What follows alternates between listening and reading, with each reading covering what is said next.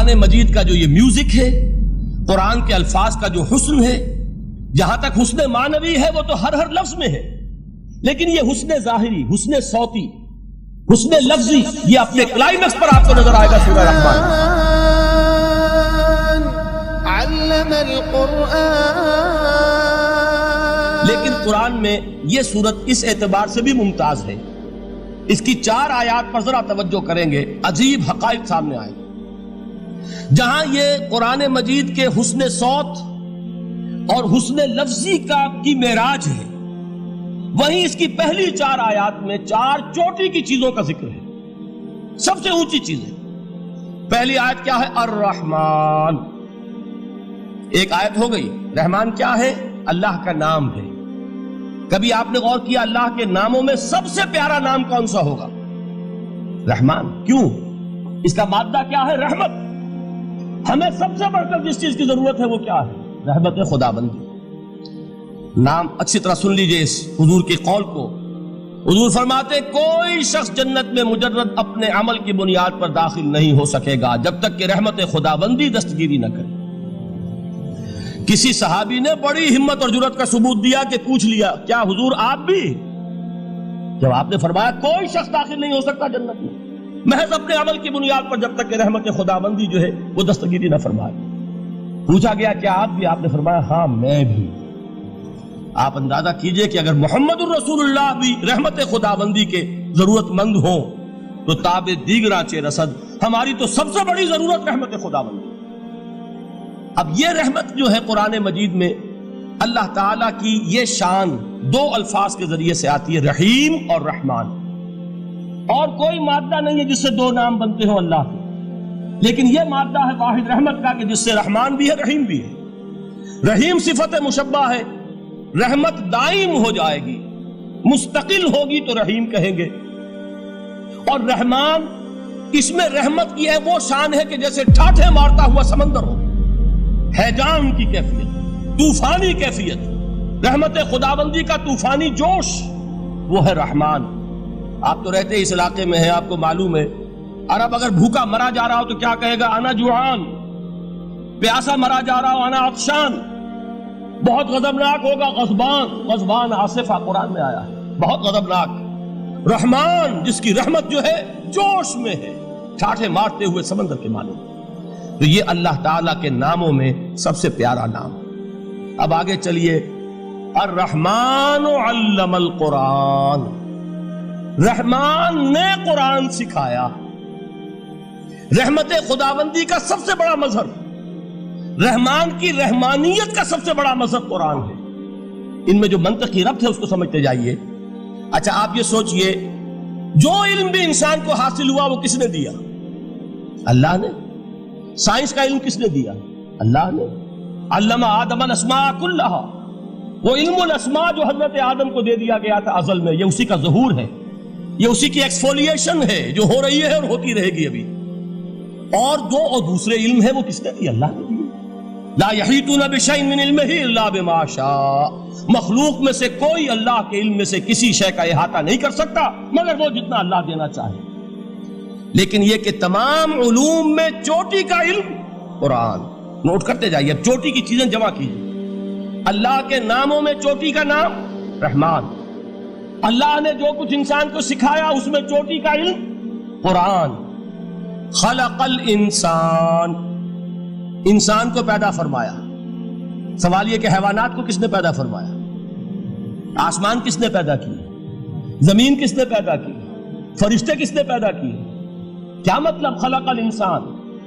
اس کی تمام مخلوقات میں اس کا کلائمیکس، اس کی تخلیق کی معراج، اس کے تخلیق کا نقطہ عروج انسان ہے۔ یہ ہے کہ جو مسجود ملائک بنا ہے۔ وَلَقَدْ كَرَّمْنَا بَنِي آدَمَ وَحَمَلْنَاهُمْ فِي الْبَرِّ وَالْبَحْرِ وَرَزَقْنَاهُمْ مِنَ الطَّيِّبَاتِ وَفَضَّلْنَاهُمْ عَلَى كَثِيرٍ مِّمَّنْ خَلَقْنَا تَفْضِيلًا۔ تو تخلیق میں سب سے اونچی تخلیق انسان کی، علموں میں سب سے اونچا علم قرآن کا، اللہ کے ناموں میں سب سے اونچا نام رحمان۔ اب آئیے چوتھی چیز، علمہ البیان، انسان کو بیان کی صلاحیت عطا فرمائی۔ کیا اور کوئی صلاحیت عطا نہیں کی؟ بینائی کس نے دی؟ اللہ نے. اسی طریقے سے سماعت کس نے عطا فرمائی؟ اللہ نے. کتنی فیکلٹیز ہیں، کتنے ایکسٹرنل آرگنز ہیں سینس کے، کتنے انٹرنل سینسز ہیں جو اللہ نے دیے ہیں. لیکن یہاں بھی سمجھ لیجئے جتنی فیکلٹیز ہیں ہیومن فیکلٹیز، ان میں ٹاپ کی فیکلٹی جو ہے وہ اسپیچ ہے، کلام ہے، بیان ہے.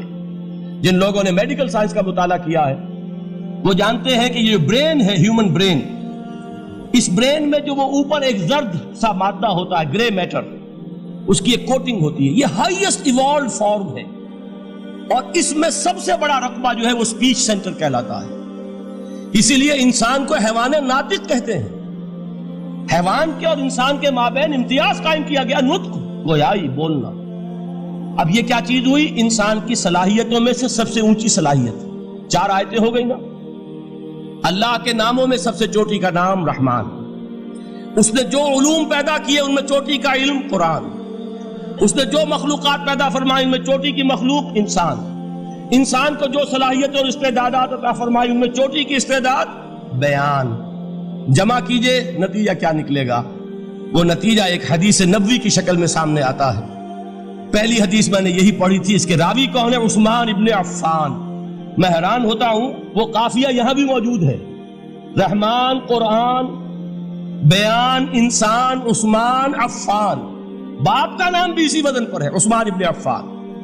عن عثمان ابن عفان رضی اللہ تعالی عنہ قال قال رسول اللہ صلی اللہ علیہ وسلم. حضرت عثمان شہید مظلوم ذو النورین رضی اللہ تعالی عنہ فرماتے ہیں کہ اللہ کے رسول صلی اللہ علیہ وسلم نے فرمایا خیرکم من تعلم القرآن وعلمہ. تم میں سے بہترین لوگ وہ ہیں جو قرآن سیکھیں اور سکھائیں. قوت بیان جو تمہاری ٹاپ فیکلٹی ہے، اس کا استعمال کسی گھٹیا کام کے لیے نہیں ہونا چاہیے. دیکھیے اردو میں محاورہ ہے کہ توپ سے مکھی نہیں ماری جاتی. توپ بنائی گئی ہے کسی بڑی شے کے لیے، مکھی مارنے کے لیے توپ استعمال نہیں ہوتی. یہ قوت بیان جو ہے، جو ٹاپ موسٹ فیکلٹی ہے ہیومن جو فیکلٹیز ہیں ان میں سے، اس کا استعمال بھی ٹاپ موسٹ ہونا چاہیے. قرآن کو بیان کرو. وہ جیسے کہ علامہ اقبال نے کہا ہے، بلکہ غالباً ان کے قبر پر آس پاس جو اشعار لکھے ہوئے ان میں سے ایک یہ بھی ہے: اگر یک قطرہ خونداری اگر مشتے پرے داری بیابامن تو آموزم طریق شاہ بازی را. اگر تمہارے اندر ایک قطرہ بھی خون کا ہے اور مٹھی بھر بھی پر اگر اللہ نے دیے ہیں تو میرے پاس آؤ کہ میں تمہیں شاہبازی کے طریقے سکھاؤں. اسی طرح جان لیجئے اگر اللہ نے قوت گویائی عطا فرمائی، اگر اللہ نے تمہیں حیوان ناطق بنایا، اگر اللہ تعالیٰ نے تمہیں یہ صلاحیت عطا فرمائی، اس صلاحیت کا مصرف دنیا کو نہ بناؤ، اس صلاحیت کا مصرف اللہ کے کلام کو پھیلانے پر اس کو صرف کرو. خیرکم من تعلم القرآن وعلمہ. خیر جب لفظ آتا ہے بغیر من کے، ورنہ تو آتا ہے خیر من ہو، تو یہ ہوگی کمپیریٹیو جو ایک ایڈجیکٹیو جو ہوتی ہے، لیکن یہ سپرلیٹیو ڈگری ہے جب بغیر من کے ہوگا. خیرکم، دی بیسٹ امنگسٹ یو، جو تم میں بہترین لوگ ہیں وہ کون ہیں؟ من تعلم القرآن وعلمہ، جو قرآن سیکھیں اور سکھائیں، قرآن پڑھیں اور اسے بیان کریں. آج جان لیجئے سب سے بڑی ضرورت اس بات کی ہے کہ آج کا قرآن پڑھیں. آپ حیران ہوں گے کہ یہ کیا کہا اس میں. دیکھیے قرآن اترا ہے 1400 برس پہلے، لیکن تا قیام قیامت نوع انسانی کو جتنے مسائل درپیش ہوں گے ان سب کا حل اس میں ہے. البتہ کھودنا پڑے گا، گہرائی میں اترنا ہوگا. ایک قرآن کی سطح ہے، اس سطح نہیں، اس کی گہرائیوں کے اندر غوطہ زنی کرو. قرآن میں ہو غوطہ زن اے مرد مسلمان. اور آج کا قرآن یعنی آج کی ہدایت جو اللہ نے اس میں رکھی ہوئی ہے، ڈگ اٹ آؤٹ، اس کو نکالو اس کے اندر سے. ابھی میں حدیث جو آپ کو سناؤں گا اس میں یہ تصور آئے گا سامنے اور واضح ہو کر. آج کے انسان کی رہنمائی اس قرآن سے اخذ کر کے انسان تک پہنچاؤ. یہ ہے فریضہ محمد الرسول اللہ کی امت کا صلی اللہ علیہ وسلم. آپ نے وہ حدیث سنی تھی کہ بلغوا انی ولو آیۃ. حضور نے خطبہ حجۃ الوداع میں پہلے تو گواہی لی مسلمانوں سے، 1.25 لاکھ کا مجمع جمع تھا. حجۃ الوداع آخری حج. آپ نے اپنے خطبے میں جس کے چند جملے میں سنا چکا ہوں آپ کو ایچ جی ویلز کے حوالے سے، اپنی تعلیمات کے اہم نکات کو بار بار دہرا کر بیان کیا، ہیمر کیا، اچھی طرح ذہنوں میں اتارا. اس کے بعد ایک سوال کیا، الا هل بلغت؟ لوگوں میں نے پہنچا دیا کہ نہیں؟ اور پورے مجمع نے کہا انا نشہد انک قد بلغت، بلکہ ایک روایت میں الفاظ بڑے پیارے آئے ہیں، انا نشہد انک قد بلغت الرسالۃ وادیت الامانۃ ونصحت الامۃ وکشفت الغمۃ۔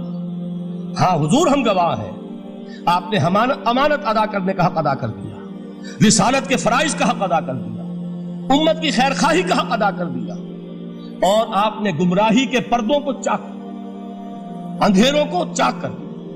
3 مرتبہ حضور نے سوال کیا، 3 مرتبہ جواب لیا، پھر آپ نے نگاہ آسمان کی طرف اٹھائی ہے، انگشت شہادت سے 3 مرتبہ اشارہ کیا، اللہم اشہد اللہم اشہد اللہم اشہد، اے اللہ تو بھی گواہ ہے، یہ مان رہے ہیں کہ میں نے یہ قرآن ان تک پہنچا دیا۔ یعنی جسے آپ انگریزی میں کہتے ہیں سائی آف ریلیف، کہ ایک بڑا بھاری بوجھ آ پڑا تھا، بڑی ذمہ داری تھی، انا سنلقی علیک قولا ثقیلا، اے محمد ہم آپ پر ایک بڑی بھاری بات ڈالنے والے ہیں، اے اللہ گواہ ہے کہ وہ بوجھ میرے کاندھے سے اتر گیا۔ یہ تسلیم کر رہے ہیں کہ میں نے حق امانت ادا کر دیا، تیری امانت تھی میرے پاس یہ کلام، اللہ کا یہ پیغام انسانوں کے لیے نازل ہوا محمد پر صلی اللہ علیہ وسلم، تو امانت کا بوجھ کس کے بارے گرا، کس کے کاندھے پر ہے؟ حضور کے۔ اگر ادا نہ کرتے، ابھی وہ آپ نے آیت سنی تھی، یا ایھا النبی بلغ ما انزل الیک من ربک فإن لم تفعل فما بلغت رسالتہ، یا ایھا الرسول، اے رسول صلی اللہ علیہ وسلم پہنچا دیجئے جو کچھ نازل کیا گیا ہے آپ پر آپ کے رب کی طرف سے، اور اگر بالفرض آپ نے ایسا نہ کیا تو امانت کا حق ادا نہیں ہوگا، رسالت کا حق ادا نہیں ہوگا۔ حضور نے پہنچا کر گواہی لے کر جیسے کہ ایک اطمینان کا سانس لیا، اللہم اشہد، اللہ تو بھی گواہ ہے۔ اس کے بعد آپ نے فرمایا تھا وہ چھوٹا سا جملہ جو آپ میں سے ہر شخص بآسانی یاد کر کے اٹھ سکتا ہے، فَلْيُبَلِّغِ الشَّاهِدُ الْغَائِبَ، اب پہنچائیں وہ جو یہاں ہیں ان کو جو یہاں نہیں ہیں، اس لیے کہ میری رسالت پوری نوع انسانی کے لیے، وقت فرصت ہے کہاں، کام ابھی باقی ہے، نور توحید کا اتمام ابھی باقی ہے، ابھی تو ہند تک یہ پیغام جانا ہے، چینیوں تک جانا ہے، ابھی یورپ میں اس پیغام کو پہنچنا ہے، دی اذانیں کبھی یورپ کے کلیساؤں میں، کبھی افریقہ کے تپتے ہوئے صحراؤں میں، یہ کون کرے گا؟ اے امت محمد یہ ذمہ داری اب تمہاری ہے، صلی اللہ علیہ وسلم۔